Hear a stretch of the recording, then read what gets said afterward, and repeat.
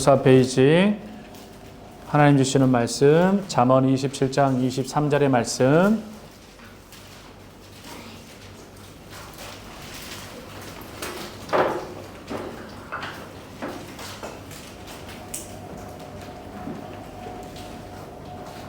자 같이 함께 읽습니다. 시작. 내 양떼의 형편을 부지런히 살피며 내 소떼에게 마음을 두라. 아멘.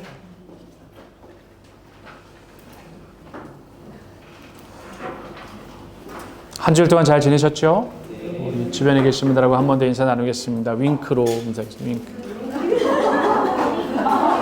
윙크로.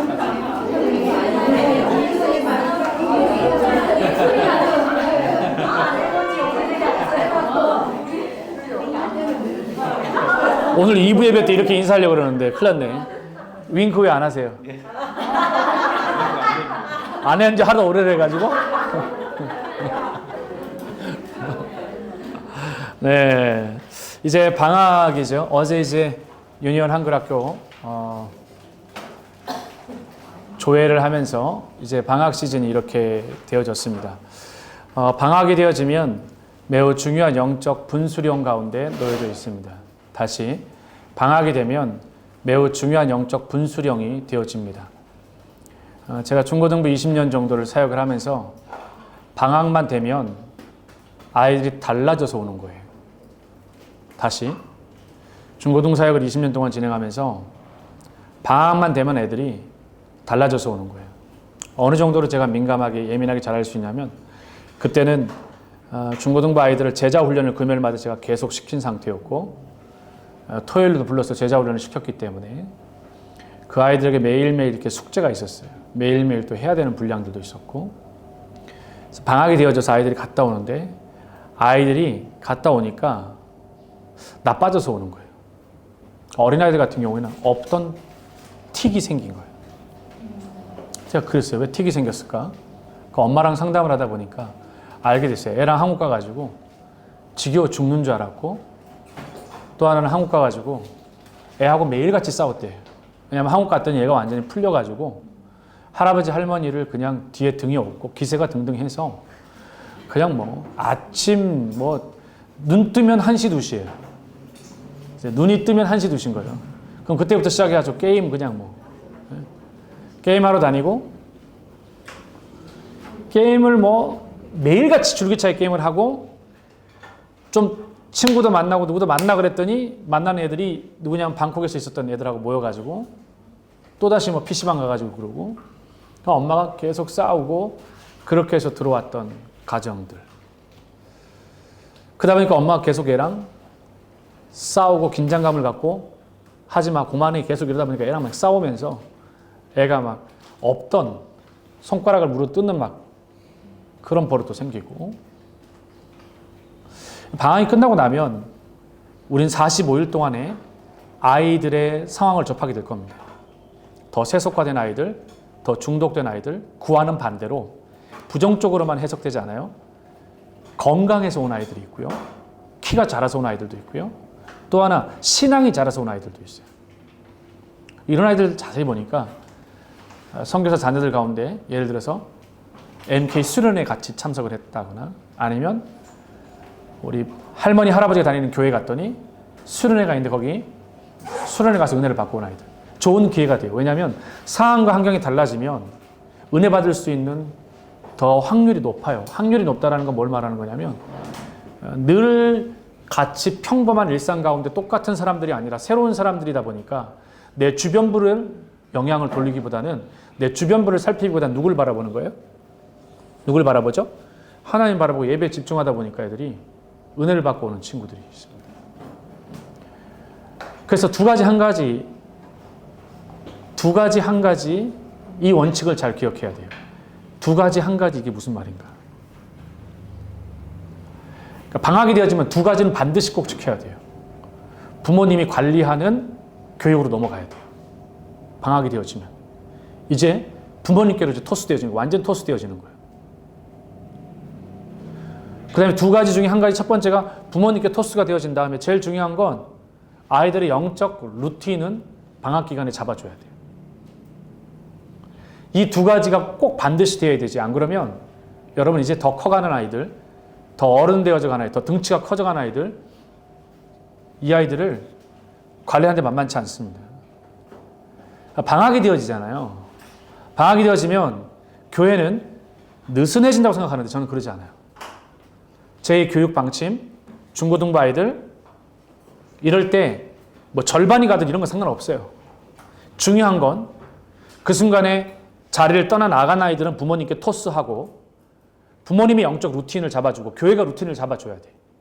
그게 제일 좋은 건 예를 들어서 이번에 YCG에서 종말에 되어질 아이들하고 할 거거든요. 아이들 얼마나 종말에 대해서 관심이 많아요. 거기다가 2단과 UFO까지 들어가 있어요. 근데 거기에 아이들에게 세계관 강의를 할 거거든요. 그리고 나가서 필드트립하고 그럼 이렇게 되어지는데 같이 아이들이 성경 읽는 시간을 가질 거예요. 성경 무슨 읽냐면 다니엘과 요한계시록을 또 읽을 거예요. 그 다음에 오후에 학교에서 오는 애들을 중심으로 해서 강의는 오후에 한인 학교들을 위해서 인터 아이들 마친 아이들 방학 안 한 아이들 영국계 아이들을 위해서도 그렇고 오후 시간에 강의에 집중하고 그럼 아이들이 루틴을 주라고요. 방학하는 아이들도 방학 기간 동안에 아이들이 다니엘과 요한계시록을 쓸 수 있도록 하는 거예요. 쓸 수 있도록. 방학의 영적 루틴을 잡아주라고요. 할 수 있든 못할 듯. 요셉학교 같은 경우에도 영적 루틴을 잡아주러 방학 기간 동안에. 요한계시록은 어려우니까 스토리텔링으로 되어져 있는 아주 친밀한 다니엘서를 스토리텔링으로 써올 수 있도록 쉬운 성경 보고.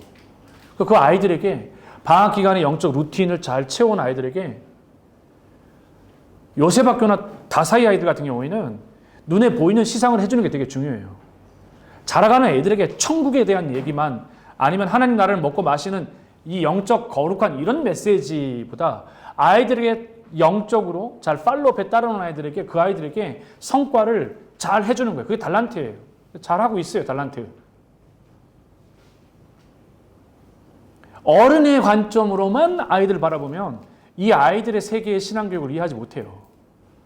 어른이 되어지지만 동시에 아이들이 되어져 아이들의 신앙을 할 수 있어야 되는 거죠. 그럼 이때 충돌이 일어나요. 방학 기간이 되어지면. 공부하는 부모님들은 이때 GPA 떨어진 거 이때 아이들이 막 GPA를 막 올리려고 막 그러죠. 엄마는 잘못하고 있는 거예요, 지금. GPA는 방학 기간에 올리는 게 아니에요. GPA는 학기 중에 올리는 거예요.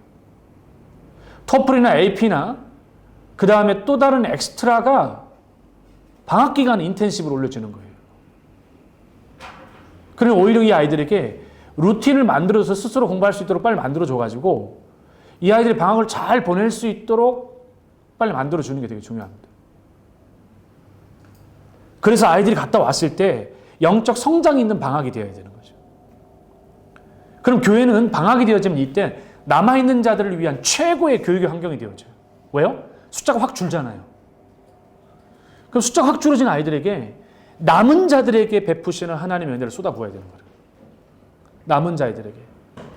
더 케어하고 더 살피고 전도를 잘하는구나 너는.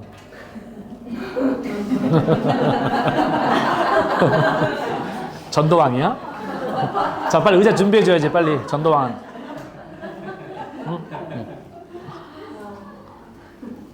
이게 온도 차이가 나는 거예요. 지금 바로 알아듣고 웃는 사람이 있는가 하면 그게 무슨 소리 하다가 같이. 남아있는 자들을 위해서 교회가 어떻게 가야 되느냐? 남아있는 자들을 위해서 디테일하게 이 아이들 오늘 말씀입니다. 잠언의 말씀 보면 내 양떼의 형편을 부지런히 살피라. 이게 뭐냐면 우리가 돌보는 이 양떼의 상황을 혼과 영과 육을 살필 수 있는 아주 좋은 시기가 이때라는 거예요. 이 아이들을 만나기도 하고 방학 기간 되면은 작년 같은 경우에는 노아 같은 경우에 방학 기간에 내가 봤을 때 한국 가지 않은 상태에서 매일같이 아침 되고 하니까 낮 되고 하니까 이어폰 꽂고 와가지고 계속 노아야 왜 그랬더니 심심해서요. 그렇게 해서 오는 아이들이 있다고요. 방학 기간 동안에 이 아이들과 할 수 있는 영적 성장의 프로그램들을 세워나가는 게 되게 중요해요. 그리고 이때 아이들에게 더 디테일하게 살펴야 됩니다. 디테일하게.